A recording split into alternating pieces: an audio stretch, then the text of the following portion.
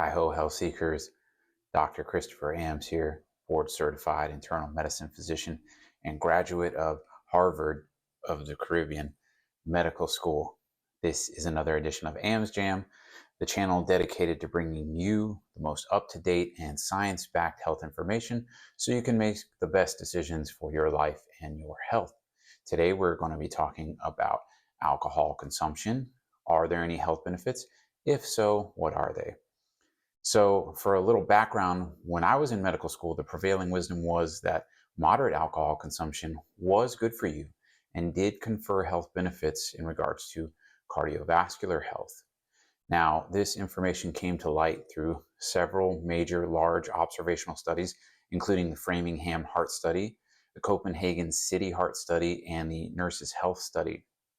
Now, we're going to take a deep dive into those studies and other studies like that and see what they found, why they thought there was health benefits, and then some of the criticisms of those research projects, and then the overall prevailing conventional wisdom today, which seems to be trending more towards no alcohol at all, zero alcohol, which, let's face it, is a very sad world to live in.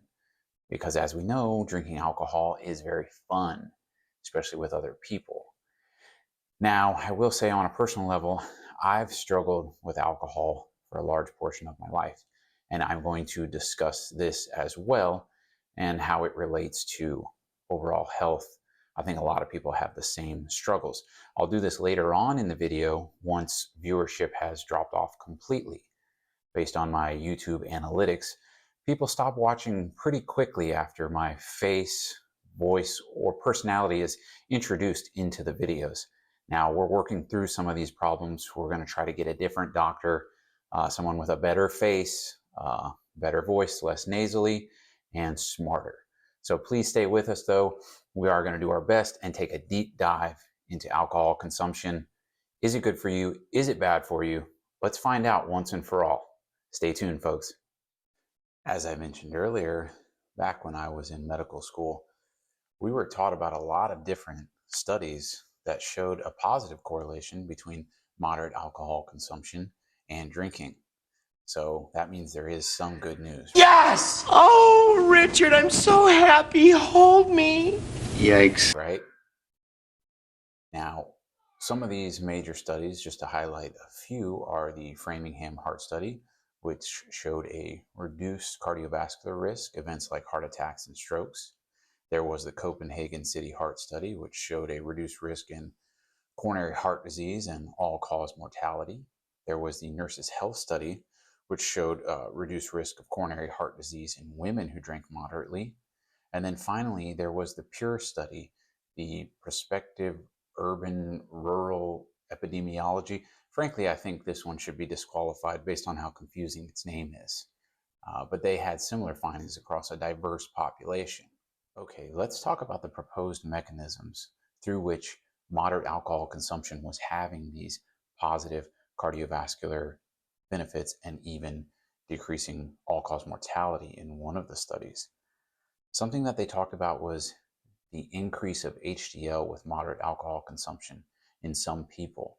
And as we know, HDL is your good cholesterol. Having high HDL is correlated with lower heart attacks, lower strokes. Another thing they talked about was the antioxidant effect, especially in red wine, things like polyphenols and resveratrol. And you should definitely check out my other video. I did a deep dive on resveratrol if you're interested in that. Another thing is platelet aggregation. We know that alcohol decreases platelet stickiness, so the less that the platelets stick together, the less likely that you are to form a clot or a plaque in the arteries. Another thing is improved insulin sensitivity. As we know, the more sensitive your body is to insulin, the better metabolic outcomes you are going to have. A big thing too was improved social bonding. As we know, when you go out with friends, you have a few drinks, you bond, you laugh, maybe your stress is reduced, and maybe you have a better reason to live. I don't know. But they talked about this as being a positive benefit that they really thought was responsible for some of this stuff. And finally, alcohol is known to have an anti-inflammatory effect, a decreased stress effect, to some degree, at least the night that you're drinking. There's sort of a rebound effect, obviously, the next day, also known as the hangover, which is the not so fun part. Gang, if you want to keep drinking, please stop the video now. Gang, unfortunately, I have to discuss some of the criticisms of this study, even though I don't feel like it. Don't run away from your feelings! But there were a lot of confounding factors. For instance, it's hard to say if it's the moderate drinking or some other healthy habit that led to the cardiovascular benefit seen in the moderate drinkers. Let me give you a little scenario. You got a guy named Todd, let's call him. And sure, he has a glass or two of red wine with his quail and broccolini every night for dinner, but after that, he ties his sweater neatly around his neck, gets 8 hours of sleep, wakes up in the morning, goes jogging. He lives a healthy lifestyle. Then you got another guy in the non-drinking category. Let's call him Joe Schmo. And sure, the guy's a teetotaler, but he smokes a pack of cigarettes every day. He's very overweight, lives a sedentary lifestyle. He eats McDonald's every night. Heck, the guy probably cheats on his taxes. Chris, you're being judgmental again. I'm sorry. Joe Schmo is a lovely guy. It's besides the point.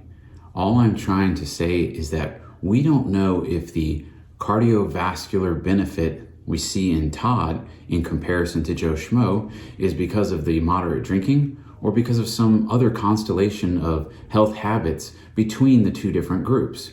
So that's something that's very important that you have to look out for in all different studies. Okay, we discussed the confounding factors. Other major criticisms include the healthy user bias. They felt that the moderate drinkers were likely in a higher socioeconomic status, meaning that they had better access to health care, healthy foods, etc. One of the biggest criticisms of the study was reverse causality. They felt that some of the people placed in the non-drinking category were in that category because they were already too unhealthy to drink. They may have had pre-existing conditions such as heart disease, liver problems, or kidney issues, and so they couldn't drink. They were too sick to drink. In other words, they put a few ringers in there, making the moderate drinking look a little bit better. Another major criticism of these studies is that they relied heavily upon self-reported data. And I don't know about you, but I tend to make myself look a little bit better on paper than I do in real life. Well, Chris, not everyone's a pathological liar like you. Besides the point, I'm just saying that people aren't always honest, so the data isn't really that great. Am I right? Finally, these were observational studies, and observational studies can say nothing about causality. They can only show a correlation, and as we've discussed already, that correlation gets weaker and weaker the more problems there is with the data and interpretation of it. Okay, I think at this point, because I've called myself a pathological liar, even though I was just joking, I might need to bring in an expert to really kind of hammer down the negative aspects of alcohol. So let's bring in one of my most respected and probably one of the most popular health and wellness podcasters right now, Andrew Hubberman. I'm not an alcoholic. I don't particularly like alcohol. Whoa, buddy. No one's calling you an alcoholic here. I'm just saying that maybe you could kind of explain everything. You know, you're an expert on neuroscience and everything. We know that heavy drinking is really bad for us, right? But what about light drinking? That's not bad for us, is it? Light to moderate alcohol consumption of any type, wine, beer, spirits, etc., does reduce the thickness of the brain. Oh, wow. So what Huberman's saying, and he's really poured over the research. He's someone that I usually can trust his opinions on research. He's saying that even light to moderate drinking has been shown to decrease brain size. It basically shrinks your brain. Okay, so that's obviously not good. Now, I used to drink a lot. So is my brain... I'm sorry, I forgot what we were talking about. Let's just move on to the next segment. Well, Huberman went on to say that there is a dose-dependent relationship between brain shrinkage and alcohol consumption, kind of like cold water in your manhood. Sorry. Basically, the more you drink, the more that your brain will shrink. All right, so what are we all interested in? We want to know how much we can safely get away with drinking and still be healthy, right? So Huberman, I'm sure we can have 1 or 2 drinks every night, and still be in the safe zone? Data say that 0 to 2 drinks per week, you're probably fine. Damn, 1 to 2 a week, that's not enough. We got to get a different expert on here. Huberman's got to be wrong, even though he's usually right. All right, let's get my boy, Dr. Peter Attia. He's a real doctor, an MD, not one of them PhD phonies. This guy went to Stanford Medical School and he went to Johns Hopkins for his residency program. He's going to say it's cool to drink because he's my boy. It's actually pretty clear that there is no dose of ethanol that is healthy. Oh my God, they got him too. Damn it. It seems like the modern conventional wisdom is that no amount of alcohol is really safe. All right, sorry gang, the consensus is in. Alcohol's bad for you, even in small amounts. But is it just brain shrinkage? I think I can deal with that. I mean, how much do I really need my brain? Is there anything else that it affects? It's a significant increase in cancer risk, in particular breast cancer. No. You can come after our brains, but you will not take what we hold dearest. Just kidding. But really, there's a lot of negative effects of alcohol: sleep, depression, anxiety, increased risks of cancer, as they talked about, brain shrinkage, and basically just poor emotional health. So I kind of want to talk about some of the issues I've had with alcohol. You know, my father was an alcoholic. And first off, I don't like the term alcoholic because now that I've quit drinking, that was one of the hardest things to do. Is you almost feel like you have to call yourself an alcoholic and proclaim that to the world if you're not going to drink. Listen, gang, I don't think you need to do that anymore. The evidence is out. If you're a problematic drinker, you don't have to explain to anyone why you don't drink. It's not good to drink. Now, that being said, I think if you're capable of moderate drinking, then you should go ahead and do it. My whole problem with moderation was... That's what I'm talking. Do it up again! Keep on! Once it hits your lips, it's so good! And then, you know, after you have about 6 or 7 or 8 or 9 or 10, this is probably what happens to you. You know it!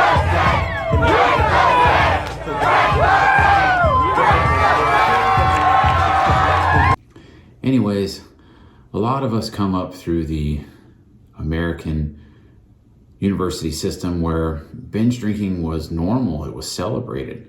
So that was kind of my whole relationship with alcohol, was binging. You know, I never really was one of those people who wanted to come home and have a drink after work. You know, I'd go the whole week or weeks without drinking, but then when it was on, baby. Anyways, my life is much better now without alcohol. I'm just healthier. I don't miss my days at the gym. I'm more consistent. And it just caused a lot of problems in my life. Problems with my marriage, problems with my family, and just really messed with my self-esteem. And really was all for nothing. You know, you think that you really need it or you want it, but now I've been sober now for almost a year and had periods of sobriety over a year prior to I guess you'd call it a relapse. But again, I don't like that terminology because I think it just stigmatizes drinking. And I think the more you stigmatize it, the harder it is to get away from the whole culture because you want to fit in, you know? But there's lots of different ways to fit in. For instance, you can make YouTube videos that nobody watches. That's one way to interact with the community. In closing, if you like to drink and you're capable of moderate drinking, you know, having 1 or 2 drinks a night at dinner, as long as it doesn't affect your sleep, you don't think it's affecting your gut health, your emotional health, or anything like that, and you're really truly honest with yourself, then I don't think it's an issue. I don't think you're going to get any health benefits, but I don't think you're going to get any significant health problems from 1 or 2 drinks a night, let's say. The point is be honest with yourself. If you're not capable of doing it, if 2 drinks always goes to 3 or 4, or you find yourself binging or drinking every night, then you probably don't have a great relationship with alcohol. You don't have to call yourself an alcoholic, but there's nothing wrong with not drinking at all. And chances are you'll probably feel really great. Guys, I hope you enjoyed this video. Please check out my other videos. Please subscribe to this channel so my wife doesn't make me get a second job. And please like the video. Please share it with anyone you think who would enjoy it, or even people who wouldn't enjoy it. If you could just get them to click on it, I'll get more views. Leave any comments you want in the comment section, anything about this video or any of my other videos. We're trying to get some interactiveness going on the Ambs Jam channel. So far, there's been very little traffic, but we're hoping to see an increase as the content increases and as the viewership increases.